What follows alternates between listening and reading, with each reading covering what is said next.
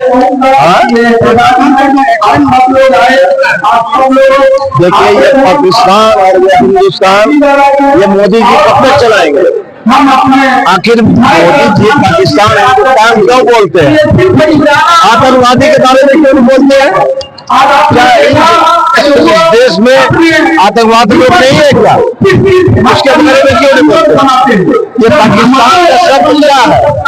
ये तो लोगों को भड़काने वाली बात है, बांटने वाली बात है। यही बात है, हम देते हैं लोगों को। सरकार ने जो एक्ट बनाया है, इस एक्ट के खिलाफ पूरे लोग डेमोक्रेटिक सिस्टम से, जो लोकतांत्रिक सिस्टम है, उसके अनुरूप हम लोग यहाँ धरना पर हैं। और ये अखबार पत्र भारत के महामहिम राष्ट्रपति को जाएगा कि हम लोग ऐसे सख्त कानून जो उन्होंने बनाया है उसको वापस लें, उसको रिजेक्ट करें। इसका दोषी है, एक्शन क्या, उस पर हमला कर दिया जाए और आगे में हम लोग रहेंगे तरफ। हमको पाकिस्तान नहीं देखना, हमको वो खूबसूरत हिंदुस्तान देखना है जहाँ सब मिलके हम लोगों ने एक ख्वाब देखा है कि एक खूबसूरत हिंदुस्तान बनाएंगे, एक तरक्की याफ्ता हिंदुस्तान बनाएंगे और जो हम लोग पूरे दुनिया में अपना देश का नाम रोशन करेंगे। हम लोग वो हिंदुस्तान चाहते हैं। हमें पाकिस्तान से क्या लेना देना, हमें बांग्लादेश से क्या लेना देना। अगर हमको पाकिस्तान जाना होता, जाने का तो ऑप्शन था, हमने छोड़ दिया उसको, क्योंकि हमको हिंदुस्तान प्यारा है, हमारे लोग यहाँ दफन है, हमको यही दफन होना है। और उसी दफन होने की जगह पे अब आप सियासत कर रहे हैं। ये बीजेपी सरकार, ये अगर मुस्लिम इशू छोड़ दे तो हमको लगता है कि ये सरकार चली जाएगी। ये जानबूझ के इन इशू को जिंदा रखता है। ये हमारे जो बहुसंख्यक भाई हैं उनको समझने की जरूरत है। ये समझना उनको है कि आखिर आप कैसा हिंदुस्तान चाहते हैं। क्या नफरत करके जी लीजिएगा? कभी नहीं जी पाइएगा। आप भी परेशान रहिएगा, दूसरे भी परेशान रहेंगे। गुलाम सरवर, जिला परिषद अध्यक्ष प्रतिनिधि, भावी विधानसभा प्रत्याशी 22।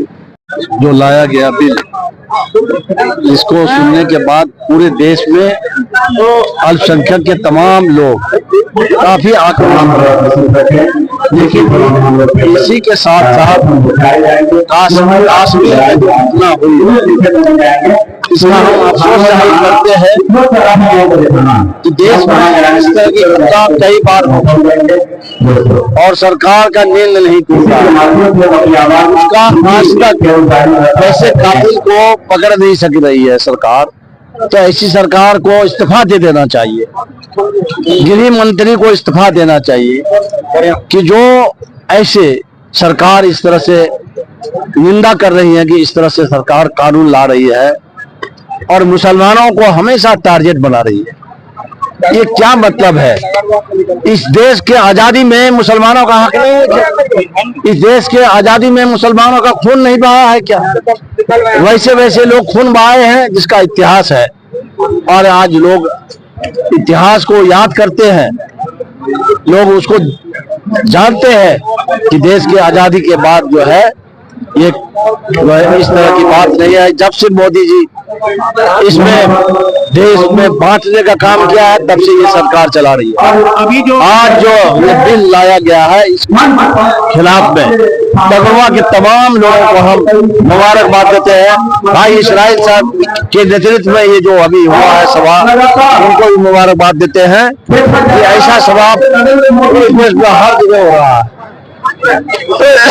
न्यायालय से मांग करते हैं, न्यायालय इस पर सही और उचित फैसला दे, यही मांग है। कानून संविधान के विरुद्ध है और इनके द्वारा जो अपनी प्रॉपर्टी को वक्त किया जाता है अल्लाह को राजी करने के लिए, सवाल के लिए सरकार की निगाह उन प्रॉपर्टी पे चला गया है और उस प्रॉपर्टी को वो अपने कुछ दोस्तों में देने के नियत से इस कानून को लाया है। हम लोग इस कानून को खारिज करते हैं और अपील करते हैं कि इस पर गौर कीजिए और इसको वापस कीजिए, इसको रद्द कीजिए। इस कानून से देश का भला नहीं होना है, बल्कि देश में जो भाईचारा है वो ताबदार होना है। और अगर देश बचाना है तो संविधान बचाना होगा, और संविधान बचाना है तो ऐसे कानून का विरोध करना पड़ेगा। और इस मौके पे हमारा सभी जाति समुदाय के लोग थे, जो आप लोग देखे होंगे, ये केवल मुस्लिम का इशू नहीं है, ये पूरे देश के जनता का इशू है। हम लोग इसका पुरजोर विरोध करते हैं। आज क्या क्या कार्यक्रम होंगे?